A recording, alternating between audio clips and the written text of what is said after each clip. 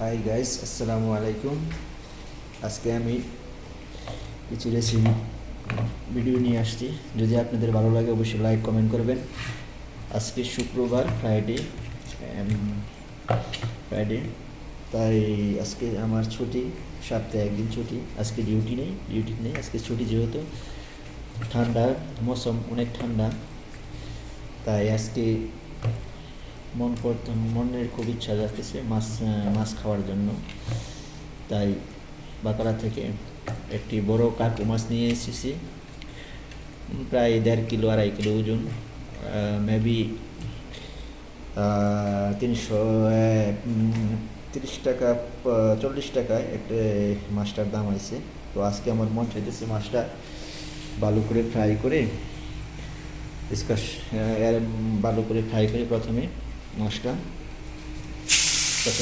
ভালো করে ফ্রাই করব।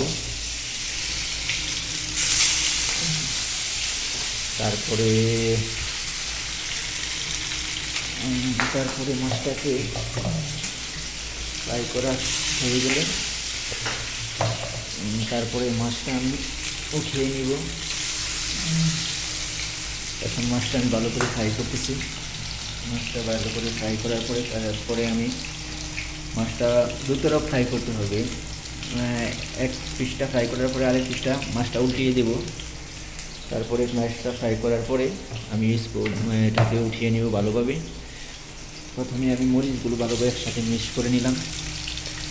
মাছটা ফ্রাই করার পরে আজকে আমি ওই মাছটার সাথে পরিমাণ মতো পানি দিয়ে জুল করে মাছটা আমি আজকে পাক করব। মাছটা পাক করব, এর সাথে প্রথমে দিয়েছি জালি কুমড়া, যেটা আমরা বাংলা ভাষায় বলি জালি কুমড়া। এই হলো জালি কুমড়া। তারপরে দিয়েছি সিম দিয়েছি। তারপরে দিয়েছি এর সাথে আলু, 1 পিস আলু, একটা জালি কুমড়া, পুরাটাই দিয়ে দিয়েছি। আর 1/2 কিলো হলো